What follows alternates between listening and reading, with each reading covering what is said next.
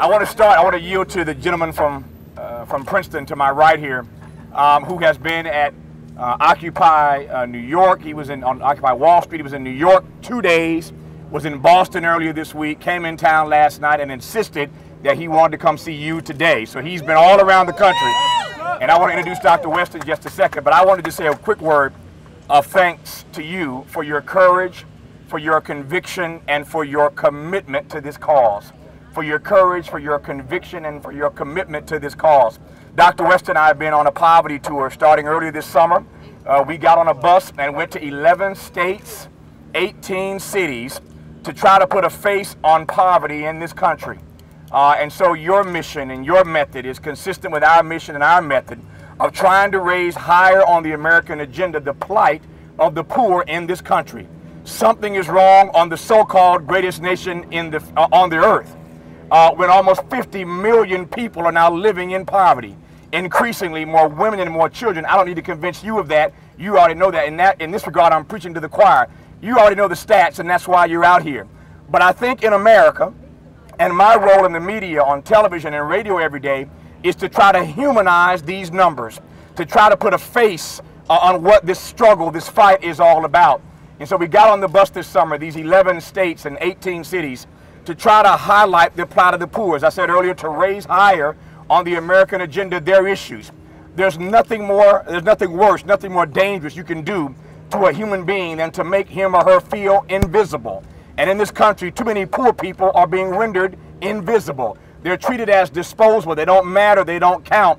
And our leaders in Washington are not serious enough about coming up with a plan to eradicate poverty in this country. And so we got on this bus to try to spend some time with poor people of all races, of all colors, of all creeds, of all persuasions, to get a sense of what the new poor in this country look like. And you know what we found out?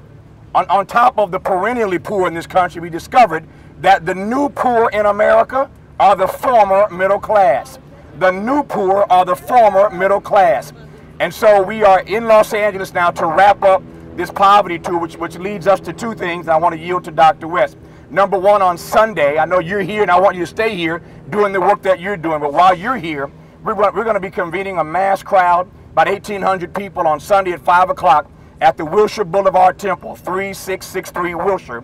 So we'll be at the Wilshire Boulevard Temple on Sunday with a town hall meeting, the last town hall meeting of this tour that we've been on, talking about poverty in America. So you're going to be out here doing your courageous work. We'll be at the temple on Sunday at 5 talking about poverty in America. And then on Monday night, which I'm really excited about, kind of unprecedented in television these days, but on Monday night, starting Monday, October 10th, all the way through next Friday, October 14th, for 5 nights on my PBS show, my regular late night PBS show, starting Monday night for the entire week, conversations every night about poverty. These conversations will feature the footage that Dr. West and I recorded on our poverty tour this summer, and every night we'll be talking to poverty experts, starting on Monday night, as we should, with my abiding friend, Dr. Cornel West, who I want to introduce now.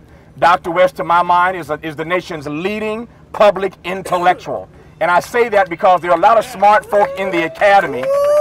There are a lot of smart folk in the academy, but many of them don't have a usable intellect.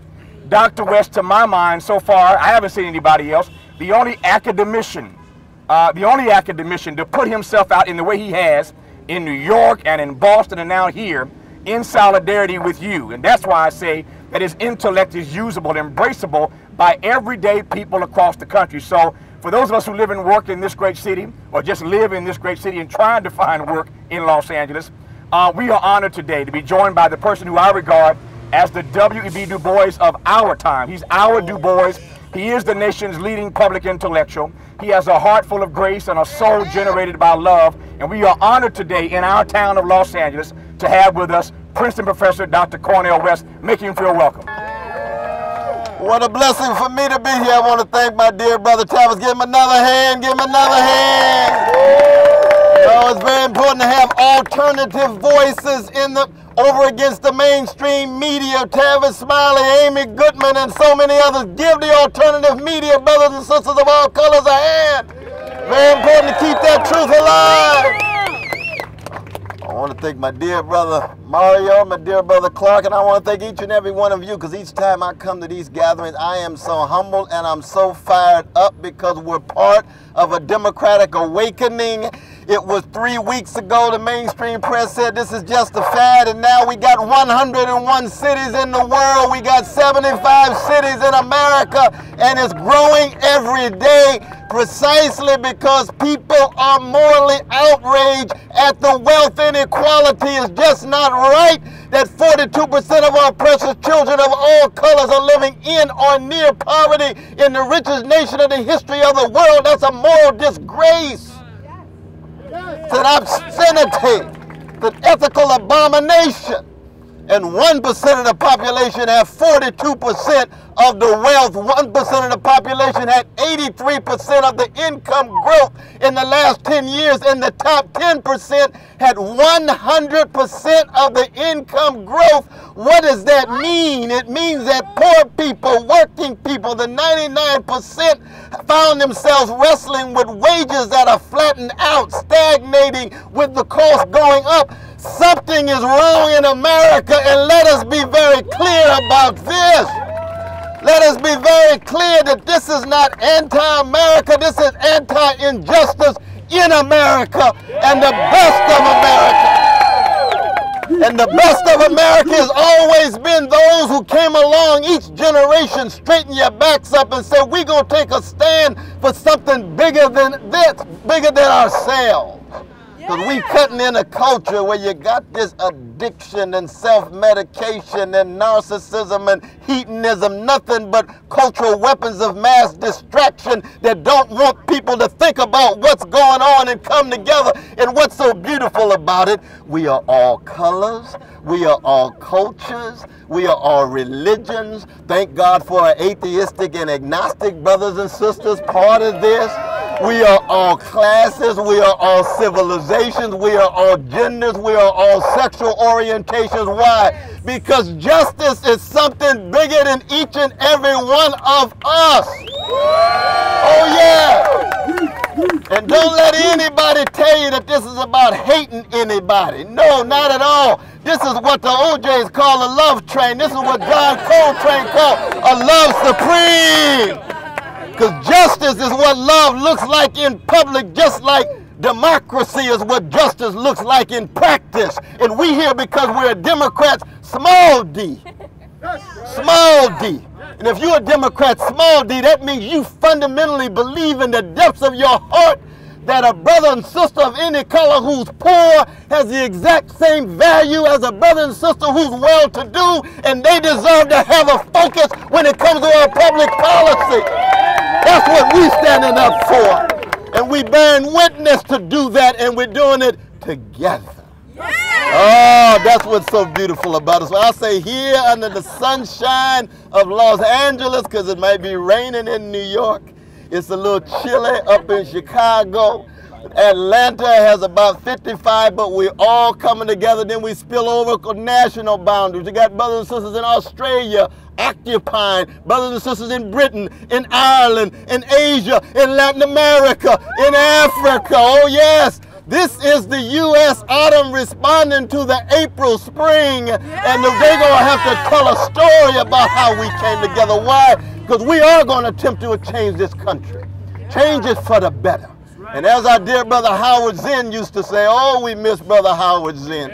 Oh, we miss brother Howard Zinn. He used to say dissent is the highest form of patriotism. The highest form of patriotism. So stay strong, and we will be back at 5 o'clock, because I told them I'm not going into the studio. This is my studio. This is my studio. God bless you. Tell something to the mayor who is refusing to allow us to sleep. He's making us sleep on the sidewalk every night. We have to move our tents to the sidewalk. Is that right? That's right. What, you saying that you got to move your tents to the sidewalk every night? Every night. Sir. And they turn on the sprinklers. And they turn on the sprinklers. That's right, brother Clark.